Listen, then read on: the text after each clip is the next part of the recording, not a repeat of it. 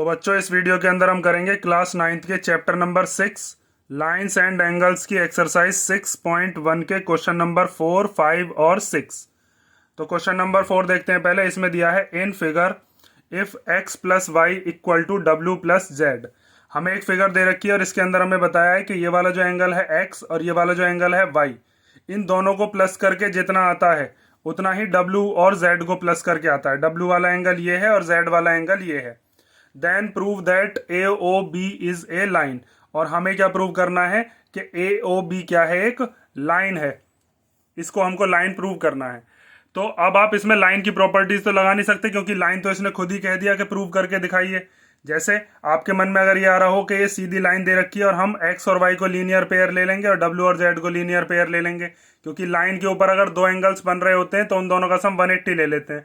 लेकिन वो प्रॉपर्टी तो अब यूज ही नहीं कर सकते क्योंकि इसने खुद ही पूछ लिया हमसे कि ए ओ बी को क्या प्रूव करके दिखाइए, लाइन। तो हम लाइन की प्रॉपर्टी नहीं यूज करके किसी और मेथड से इसको क्या प्रूव करके दिखाएंगे कि ये लाइन है। तो क्या मेथड लगाएंगे उसके लिए ध्यान से देखते रहो। सबसे पहले तो आप लिखोगे गिवन क्या है।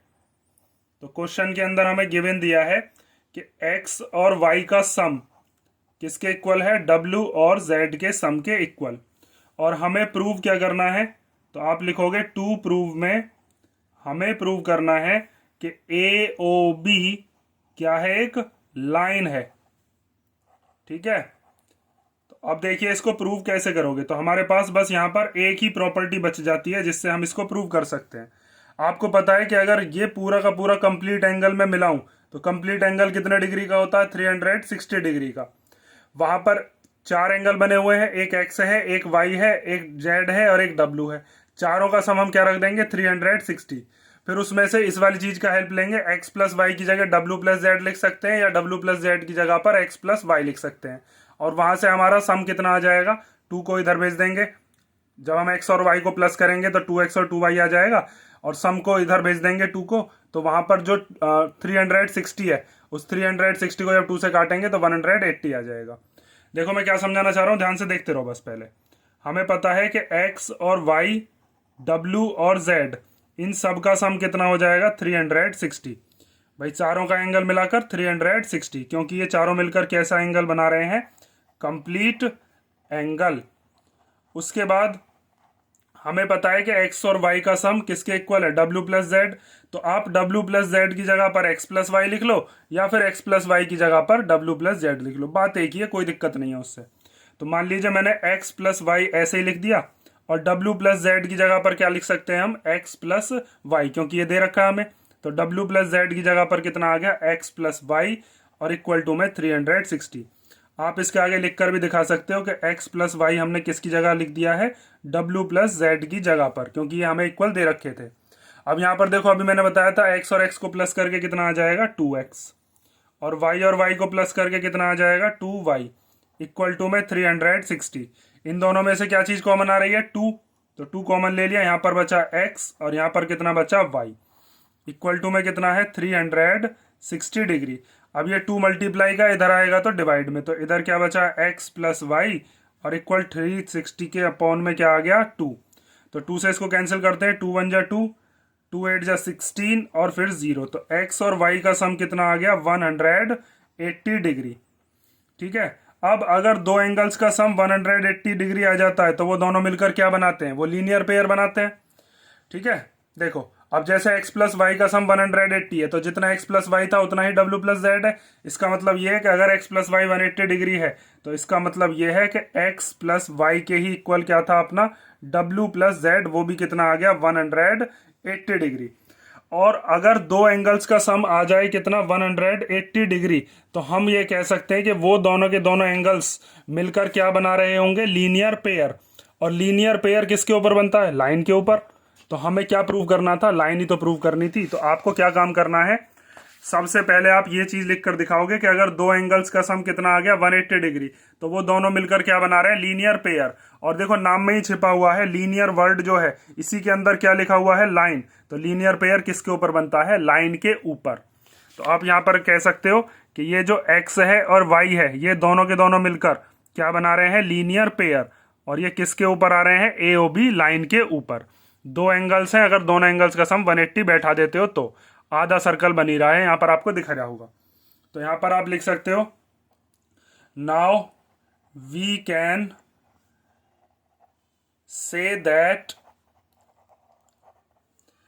एक्स कॉमा वाई एंड डब्ल्यू कॉमा जेड, या तो एक्स वाई लिख लो या डब्ल्यू जेड लिख लो, या दोनों मिलकर क्या बना रहे हैं, फॉर्म्स लीनियर पेयर। ये मिलकर क्या बना रहे हैं, लीनियर पेयर। और लीनियर पेयर बनता किस पर है, लाइन पर। भाई नाम में ही लाइन आ रहा है इसके, तो साफ मैंने आपको इंट्रोडक्शन में ये चीज डिटेल में बताई भी थी। तो आप लिख सकते हो therefore A O B is a line, A O B is a line. तो अगर आपको लाइन प्रूव करनी है तो हमने क्या काम करेंगे, दो एंगल्स का सम कितना ले आओ, 180 डिग्री, और फिर ये लिख दो कि वो दोनों मिलकर क्या बना रहे हैं, लीनियर पेयर। और लीनियर पेयर किसके ऊपर बनता है, लाइन के ऊपर। लाइन के ऊपर अगर दो एंगल्स का सम 180 डिग्री ले आते हो तो वो मिलकर लीनियर पेयर बनाते हैं। डब्ल्यू और जेड भी मिलकर लीनियर पेयर बना रहे हैं। यहाँ पर आपको दिख रहा होगा ये दोनों मिलकर लीनियर पेयर बना रहे हैं। कौन सी वाली लाइन पर, एओबी वाली लाइन पर। ठीक है, तो ये हो गया आपका क्वेश्चन नंबर 4। अब हम देखते हैं क्वेश्चन नंबर 5। तो क्वेश्चन नंबर 5 देखते हैं। इंपॉर्टेंट क्वेश्चन है क्योंकि एग्जाम में आपके क्वेश्चन नंबर 5 और 6 में से बहुत पूछा जाता है, ये वाला और इसके अगला वाला जो क्वेश्चन है। इसमें फिगर दे रखी है हमें, जिसमें बताया कि पीओ क्यू क्या है, एक लाइन है। Ray O R is perpendicular to the line P Q. ये ओ आर नाम की एक रे है जो कि इस पर क्या है, परपेंडिकुलर। इसका मतलब ये यहाँ पर कितने डिग्री के एंगल बना रही होगी, दोनों तरफ 90 90 के, इधर वाला भी 90 और इधर वाला भी 90। मतलब हमें दे रखा है कि एंगल क्यू ओ आर ये 90 का है और एंगल पी ओ आर ये भी 90 डिग्री का है, क्योंकि ये परपेंडिकुलर है। O S is the another ray lying between ray O P and O R. एक ओ एस नाम की रे और है जो कि कौन कौन सी रे के बीच में आ रही है, एक ओ पी के बीच में और एक ओ आर के बीच में। ये बीच में बनी हुई है ना, इन दोनों के बीच में है O S. Prove that angle R O S, हमें प्रूव करना है कि आर ओ एस वाला जो एंगल है। अब आर ओ एस कौन सा एंगल है, तो आर ओ एस मीन्स ये वाला जो एंगल है इतना, इक्वल टू हाफ ऑफ, मतलब ये किसके प्रूव करना हमें, half of angle Q O S. तो क्यू ओ एस कौन सा है, Q O S. Q O S angle हो गया ये वाला, यहां से लेकर यहां तक का, Q O S minus angle P O S. तो पी ओ एस कौन सा है, पी ओ एस हो गया ये वाला एंगल। तो अब इसको प्रूव कैसे करेंगे, तो ध्यान से देखते रहो, बहुत सिंपल क्वेश्चन है। बस आपको इसमें दो तीन चीज जो मैं समझा रहा हूं उनको ध्यान से अगर समझ लिया तो क्वेश्चन में फिर कुछ नहीं है, दो इक्वेशन बनेंगी और उसी से ही आपका सॉल्यूशन हो जाएगा। तो सबसे पहले तो आप क्वेश्चन के अंदर लिखोगे कि गिवन क्या है हमें। तो हमें गिवन दे रखा है इस क्वेश्चन के अंदर कि P O Q is a line. P O Q क्या है, एक लाइन है, और साथ में हमें यह बताया कि ओ आर परपेंडिकुलर है पी क्यू पर। तो आप ऐसे लिख दोगे O R is perpendicular to P Q, ये परपेंडिकुलर का साइन है। ठीक है, अब उसके बाद हमें प्रूव क्या करना है, तो अगली चीज आप लिखोगे कि हमें प्रूव क्या करना है। तो टू प्रूव हमें करना है कि angle R O S is half of angle Q O S minus angle P O S. तो अब इसका यहां पर हम देखेंगे क्या, प्रूफ। तो प्रूफ में सबसे पहले तो हम लिख सकते हैं ये वाला जो एंगल है Q O R, angle Q O R ये कितने डिग्री का होगा, 90 डिग्री का। और ऐसे ही एंगल ये वाला जिसका नाम क्या है, पी ओ आर, ये वाला भी कितने का होगा, इधर की तरफ 90 डिग्री का। और इसका रीजन क्या है, पी ओ आर भी 90 डिग्री का है। इसका रीजन ये है कि ओ आर जो था वो परपेंडिकुलर था किस पर, पी क्यू पर। ठीक है, अब इसके बाद की जो चीज है उसको ध्यान से देखो। आपको लेकर क्या आना है, आपको लेकर आना है एक तरफ आर ओ एस। तो पहले आप आर ओ एस पर फोकस करोगे और इधर की तरफ क्या लाना है आपको, क्यू ओ एस और पी ओ एस। तो पहले मैं आपको दिखाता हूं आर ओ एस एंगल है कौन सा। तो एक बार आप आर ओ एस का रिलेशन बताओगे कौन से वाले से, क्यू ओ एस से, और एक बार आर ओ एस का इक्वेशन बनाओगे किसकी हेल्प से, पी ओ एस की हेल्प से। तो आर ओ एस कौन सा एंगल है, आर ओ एस एंगल है ये वाला। ठीक है, इतना जो एंगल है। तो अगर मैं एंगल क्यू ओ एस में से, ये यहां से यहां तक का ये कौन सा एंगल है, क्यू ओ एस, ये इतना एंगल क्या है, क्यू ओ एस। अगर क्यू ओ एस में से मैं क्यू ओ आर को कर दूं माइनस, क्यू ओ एस कौन सा है, देखो ध्यान से देखो, इसको भूल जाओ एक मिनट के लिए। क्यू ओ एस ये वाला एंगल है, इसमें से अगर मैं इतना हिस्सा, ये वाला जो क्यू ओ आर है, इसको माइनस करूंगा तो ये वाला हिस्सा बचेगा, इसका नाम क्या है, आर ओ एस। ठीक है, और फिर उसके बाद मैं क्यू ओ आर की जगह पर क्या रख सकता हूँ, 90 डिग्री।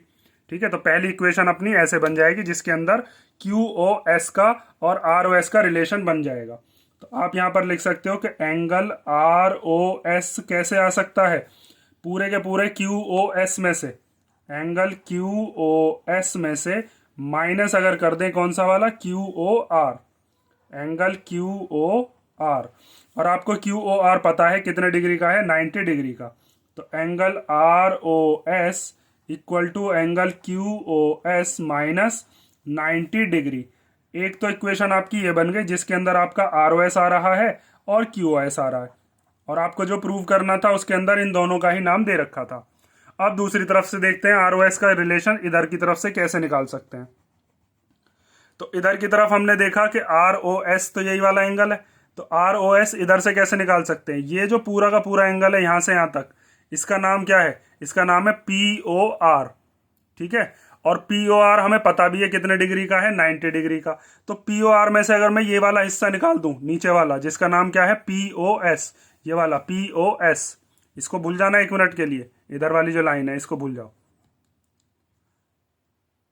अगर पी ओ आर में से अगर मैं पी ओ एस वाला हिस्सा निकाल दूंगा, इतना हिस्सा, तो कौन सा बचेगा मेरे पास, यही तो बचेगा आर ओ एस नाम का। तो इधर की तरफ आपको क्या काम करना है, इधर की तरफ आप लिखोगे कि आर ओ एस इधर से निकालने के लिए हमको पी ओ आर में से, एंगल पी ओ आर में से माइनस करना है कौन सा, P O S, angle P O S. अब इन दोनों में से कौन सा पता है आपको, पी ओ आर पता है कितने डिग्री का है, 90 डिग्री। तो यहां पर आप लिख दोगे angle R O S equal to P O R की जगह पर आ गया 90 minus angle P O S, और ये बन गई आपके सामने इक्वेशन नंबर 2। अब बात आती है कि इन दोनों इक्वेशंस का करें क्या हम, क्या इन दोनों इक्वेशंस को हम इक्वल में रखें, क्या इन दोनों इक्वेशंस को हम ऐड करें, सब्ट्रैक्ट करें, या फिर मल्टीप्लाई करें या डिवाइड करें। तो ये क्वेश्चन में आपको पहचान करनी होगी। देखो आपको आर ओ एस तो लेकर आना ही है। अगर आप मान लीजिए इन दोनों इक्वेशंस को कर देते हो माइनस, तो फिर एल एच एस में से एल एच एस जब माइनस करेंगे तो आर ओ एस में से आर ओ एस माइनस होकर तो जीरो हो जाएगा, फिर आर ओ एस कैसे बनेगा। अगर मैं इन दोनों इक्वेशंस को करता हूँ डिवाइड, तो आर ओ एस के अपॉन में आर ओ एस जब आएगा तो कट के 1 हो जाएगा। मैं इन दोनों की अगर मल्टीप्लाई करूंगा तो आर ओ एस की आर ओ एस में मल्टीप्लाई होकर आर ओ एस का स्क्वायर बन जाएगा, वो भी नहीं कर सकता मैं। तो मैं क्या काम करूंगा, इन दोनों इक्वेशंस को ऐड करूंगा, क्योंकि आर ओ एस और आर ओ एस को जोड़कर कितना हो जाएगा, 2 आर ओ एस। जैसे एक्स और एक्स को जोड़कर कितना हो जाता है, एक्स और एक्स को जोड़कर हो जाता है 2x, ऐसे ही आर ओ एस और आर ओ एस को जोड़कर कितना हो जाएगा, 2 आर ओ एस। और फिर वो जो 2 आया होगा इसके आगे वो इधर चला जाएगा, इधर आकर वो अपॉन में आ जाएगा। ठीक है, क्या बता रहा हूं ध्यान से देखो। अब हम क्या लिखेंगे कि हम ऐड कर रहे हैं कौन कौन सी इक्वेशन को, equation number first and equation number second. तो ऐड कैसे करें, ऐड करने के लिए आपको एलएचएस में एलएचएस जोड़ना पड़ता है और आरएचएस में आरएचएस। तो आपको देखना अब एलएचएस कौन सा है और आरएचएस कौन सा है। तो इधर एलएचएस ये, इधर एलएचएस ये, तो आरएचएस वाले जो हैं वो बाद में प्लस करेंगे, पहले एलएचएस को एलएचएस में जोड़ दो। R O S plus R O S, और इधर वाला क्या है ये, Q O S minus 90 degree, और प्लस इधर वाला क्या है, 90 minus angle P O S. ठीक है, तो आर ओ एस और आर ओ एस कितने आर ओ एस हो गए, 2 एंगल आर ओ एस। इधर ब्रैकेट खोल लो, प्लस अंदर जाकर साइन तो चेंज कर नहीं पाता, तो ये हो गया angle Q O S minus 90 plus 90 minus angle P O S. ये माइनस का 90 है, प्लस का 90, तो माइनस प्लस तो माइनस ही होते हैं, 90 में से 90 गया 0, तो ये कैंसिल ही कर दिया हमने। तो यहाँ पर क्या बचा, एंगल आर ओ एस का ट्वाइस, और इधर क्या आया, angle Q O S minus angle P O S. अब ये 2 इधर आर ओ एस के मल्टीप्लाई में है, इधर आएगा तो डिवाइड में। तो आप लिख सकते हो R O S equal to angle Q O S minus angle P O S, और इसके अपॉन में कितना आ गया, 2। ठीक है, और यही चीज हमें क्या करनी थी, प्रूव करनी थी। बस इसमें 1/2 दे रखा है, यहाँ पर आपने अपॉन में 2 लिख रखा है, यहाँ पर भी छोड़ सकते हो। और अगर आप चाहते हो कि बिल्कुल सेम ऐसे ही लिखना है, तो देखो इन दोनों के आगे कुछ नहीं है तो 1 तो होता ही है हर किसी के भी मल्टीप्लीकेशन में। भाई इसके आगे 1 मान लो और इसके आगे 1 मान लो, किसी भी नंबर के आगे 1 मानने से कोई दिक्कत नहीं है। जैसे यहाँ पर x और x है, तो x और x जोड़कर 2x कैसे हुए, इसके आगे भी 1 था, इसके आगे भी 1 था, तो 1x और 1x 2x हो गए थे। तो इनके आगे हमने क्या मान लिया 1, और उस 1 को ले लो कॉमन। तो angle R O S equal to 1, और ये 2 दोनों के अपॉन में है तो 2 भी बाहर आ जाएगा कॉमन। तो यहाँ से क्या बचेगा एंगल क्यू ओ एस, और यहाँ से क्या बचेगा एंगल पी ओ एस। और यही चीज हमको क्या करनी थी, प्रूव करनी थी। ठीक है, यहां पर भी आप छोड़ सकते हो जिस जगह पर, वरना अगर आपको एक स्टेप और लिखनी है तो अगली स्टेप में ये वाली चीज और लिख देना, और इसके बाद लिख दोगे हैंस प्रूव्ड। ठीक है, तो ये चीज ध्यान रखना मैंने आपको किस तरीके से समझाया है।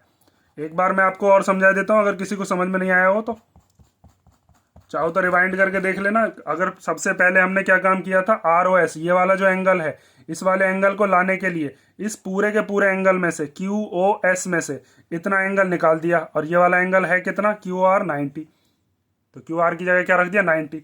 उसके बाद हम इधर की तरफ गए, तो इधर की तरफ हमने देखा कि ये वाला जो एंगल है पूरा का पूरा पी ओ आर, अगर पी ओ आर में से ये वाला हिस्सा अगर मैं निकाल दूं पी ओ एस, तो मेरे पास कौन सा बचेगा आर ओ एस। तो हमने क्या काम किया, आर ओ एस निकालने के लिए पी ओ आर में से पी ओ एस को क्या कर दिया माइनस, और उसके बाद हमें पी ओ एस की उसकी पी ओ आर की हमें वैल्यू पता थी, तो वो 90 हमने यहाँ पर रख दिया। ठीक है, और उसके बाद दोनों इक्वेशंस को ऐड कर दिया। इसको ध्यान से कर लेना क्वेश्चन को। तो ये हो गया क्वेश्चन नंबर 5। हम देखते हैं इस एक्सरसाइज का लास्ट क्वेश्चन, क्वेश्चन नंबर 6। तो क्वेश्चन नंबर 6 हमें दिया है, it is given that angle X Y Z equal to 64 degree. एक एंगल है एक्स वाई जेड नाम का, जिसका हमें मेजर दे रखा है कितना है 64, and X Y is produce to point P. X Y वाली लाइन को हमें क्या करना है, प्रोड्यूस करना है कौन से पॉइंट तक, पी पॉइंट तक। Draw a figure from the given information.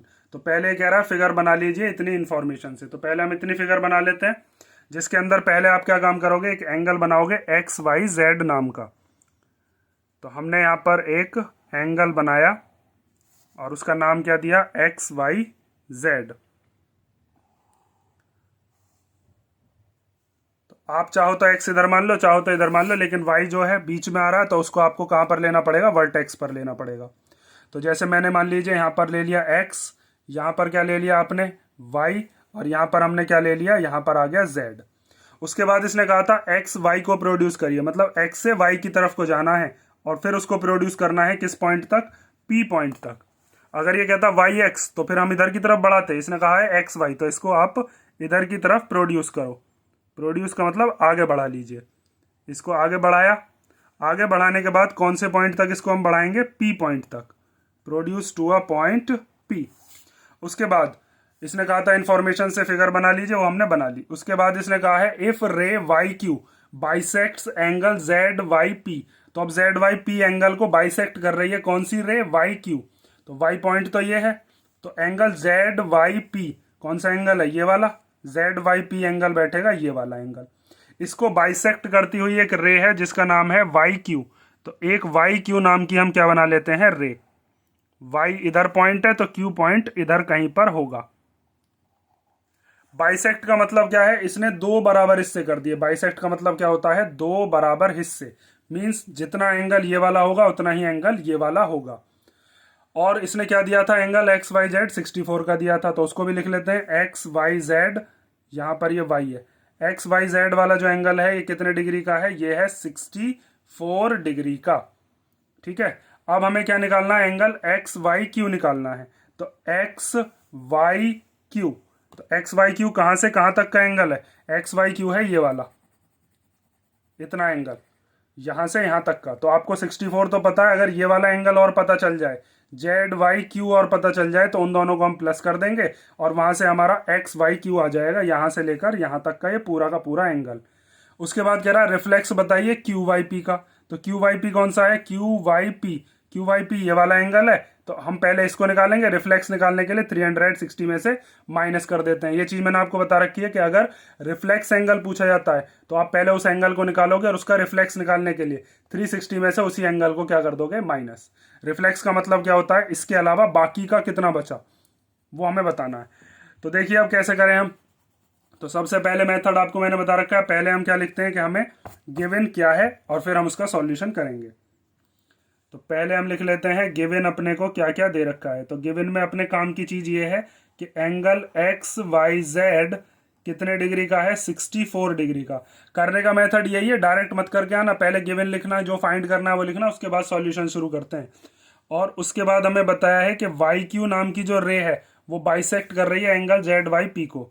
तो Y Q bisects angle Z Y P.